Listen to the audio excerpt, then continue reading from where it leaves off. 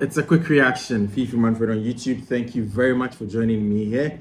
If you've not subscribed to the channel, do subscribe to the channel. My name is Fiifi-Manfred. There's a lot of tactical analysis, and it's a quick reaction. That's why I'm here. What happened in the London Derby? And you see, I predicted this lineup. I predicted this scoreline. The first half draw over 1.5. Both teams to score. Check my Twitter, Fiifi_Manfred. You see the prediction in there. It was detailed, and that's exactly why you should be following me on all social media. If you've not subscribed to the channel, do subscribe to it, turn on notification, and do choose all. My name is Fiifi-Manfred. This is Fiifi-Manfred on YouTube. Thank you very much for joining me, guys. As you can see today, it's a different background from probably then by next week. Actually, we are going to have a full-blown studio, a full-blown working area for Fiifi-Manfred with a home tactical board, manual tactical board that we'll work on, and we'll do all the analysis in-house, and then we'll put it out to you on YouTube. So I want to take this opportunity to say thank you to you guys, to everybody that supported Fiifi-Manfred. I am grateful. I am very, very grateful to the support, for the love and everything. But Chelsea, Tottenham Hotspur, I'm getting the analysis right.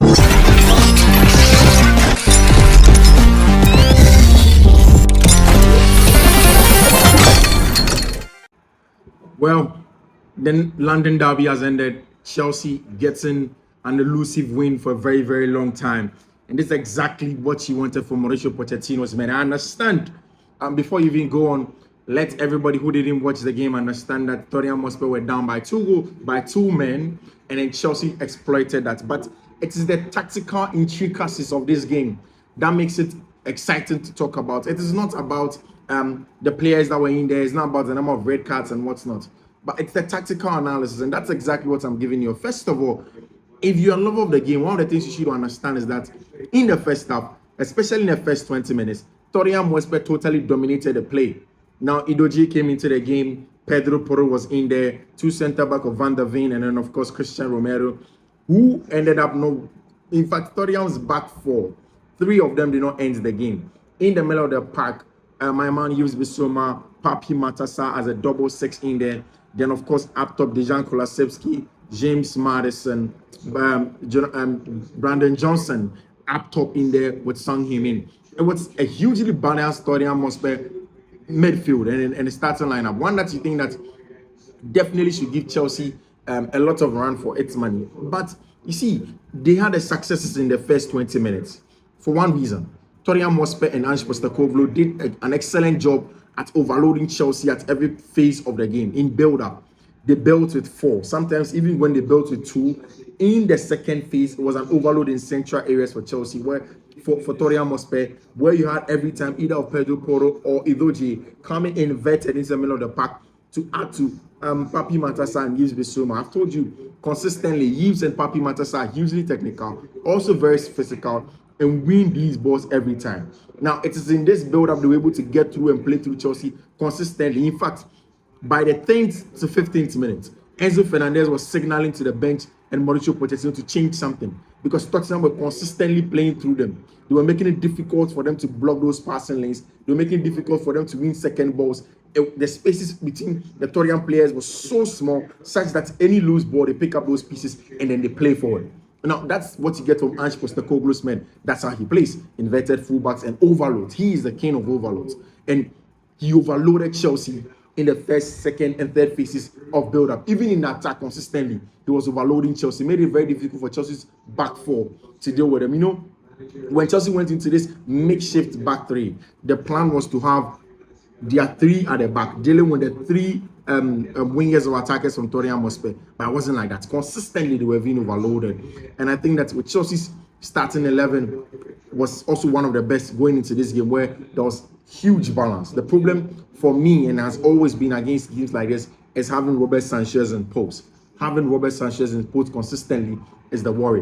When Chelsea were able to play out of Tottenham Hotspur, it was also an exciting game of play where they found spaces in between the lines, especially from the right-hand side. Reece James, Cole Palmer interchanged very well. Anytime Reece kept the weight, Cole Palmer came inverted. Anytime Reece James came inverted, Cole Palmer kept the weight for Chelsea. And it was a good one. Raheem Sterling consistently kept the weight in that game. So in that ball where Chelsea got that penalty, Of course, that's a penalty. Christian Romero, his stats show a run into the shin of of Enzo Fernandez. Enzo Fernandez ended up sitting out of the game because he was injured from that tackle, and it wasn't a good one. But you knew that was going to be a red card. That was the turning point. It was a shift in momentum from Chelsea at that point in time where they came into the game, dominated play.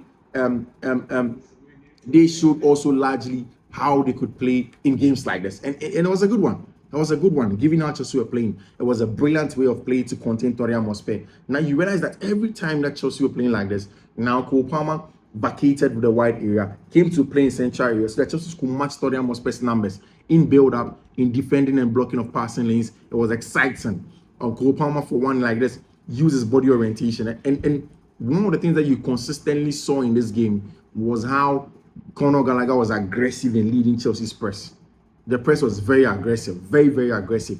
He never sat back. He was relentless in the press and consistently pushed for it. And that's exactly how Chelsea stayed in the game for a very long time. So immediately Chelsea got the equalizer.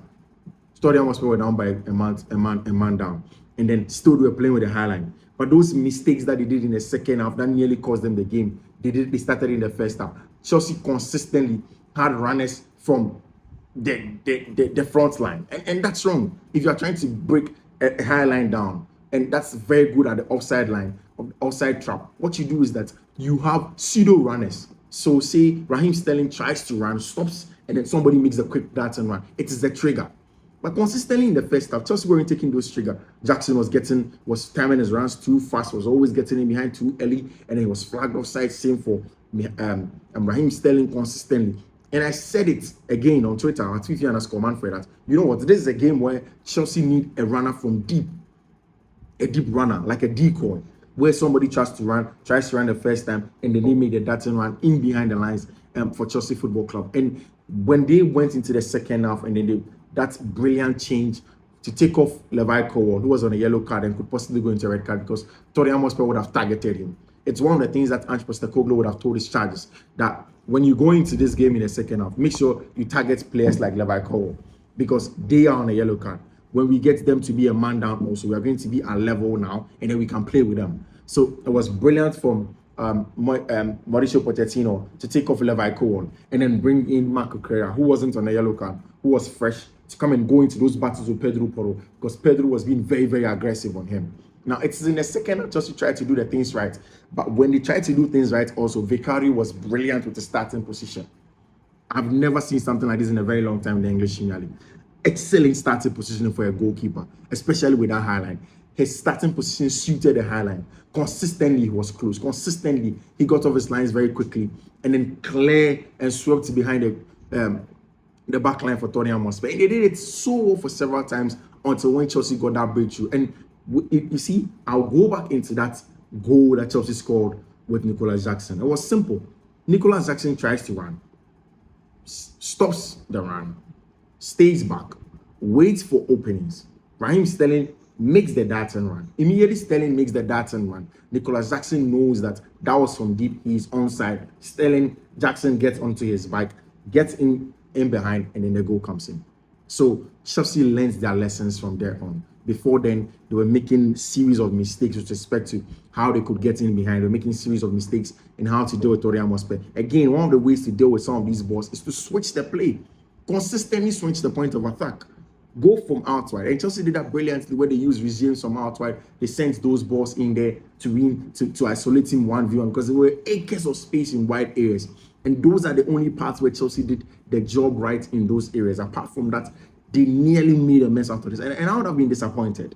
Yes, it's a Tottenham Hotspur that were down by two men, but it was a huge test. It was a huge test for Chelsea's calmness, patience, going down by a goal to 0, pushing Tottenham Hotspur, dealing with their overloads, and then making sure that the job got done. So, yeah, Chelsea got all the 3 maximum points, ended Tottenham Hotspur's unbeaten run at the Tottenham Hotspur Stadium. Mauricio Pochettino was the one to, and it's the story of the English Premier League. It keeps on writing brilliant stories. Again, my name is Fiifi-Manfred. Thank you very much, guys. Like I said earlier, our next video, next video is going to be in our new Fiifi-Manfred studio.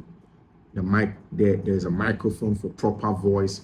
There is good background for aesthetic stuff. Trust me, that is for you. and I'm grateful.